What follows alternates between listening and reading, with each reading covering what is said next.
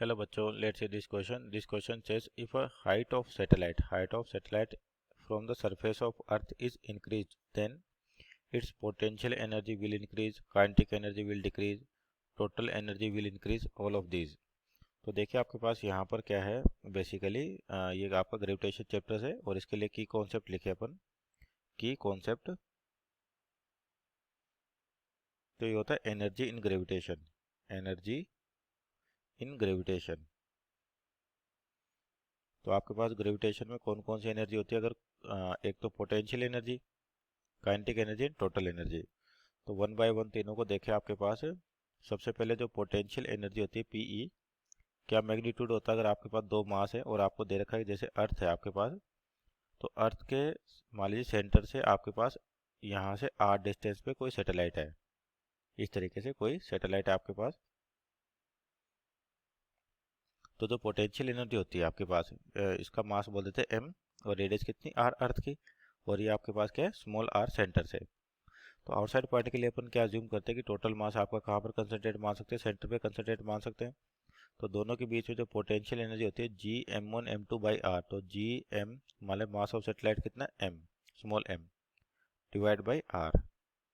अब जो kinetic energy होती है आपके पास ये आती है जी m बाई 2r, और जो टोटल एनर्जी हो जाएगी summation of kinetic energy plus potential energy, तो ये हो जाएगा आपके पास माइनस का m बाई 2r। तो अब देखिए जैसे जैसे हाइट इंक्रीज करें, तो आपको क्या दे रखा है कि हाइट इंक्रीज करने पर आपको बताना है कि क्या क्या होगा, मीन्स इस आर की वैल्यू इंक्रीज होगी। तो सबसे पहले पोटेंशियल एनर्जी की बात करें कि जैसे आपका आर इंक्रीज होगा, तो यहाँ पर दिख रहा होगा आर इंक्रीज हो रहा है, तो आपका जो पोटेंशियल एनर्जी वो डिक्रीज हो रही है पर माइनस साइन है। तो यानी कि इस वाली का मैग्नीट्यूड क्या हो रहा है, टोटल ओवरऑल आपके पास बढ़ जाएगा। जैसे एग्जांपल है -3 आपके पास एक क्वांटिटी और एक -5, तो -3 आपके पास ज़्यादा होता है एज कम्पेयर टू -5। तो यानी कि जैसे जैसे आर इंक्रीज होगा आपके पास जो पोटेंशियल एनर्जी है, इसको लिखे यहाँ पर कि माइनस का जी और bracket G m by r. तो ये वैल्यू क्या हो रही है आपके पास डिक्रीज हो रही है, और नेगेटिव साइन आ गया तो मतलब इंक्रीज हो रही है, इसका मतलब पोटेंशियल एनर्जी आपकी इंक्रीज हो गई।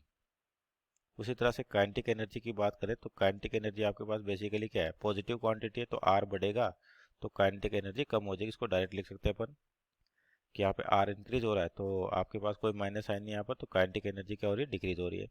तीसरा है टोटल एनर्जी।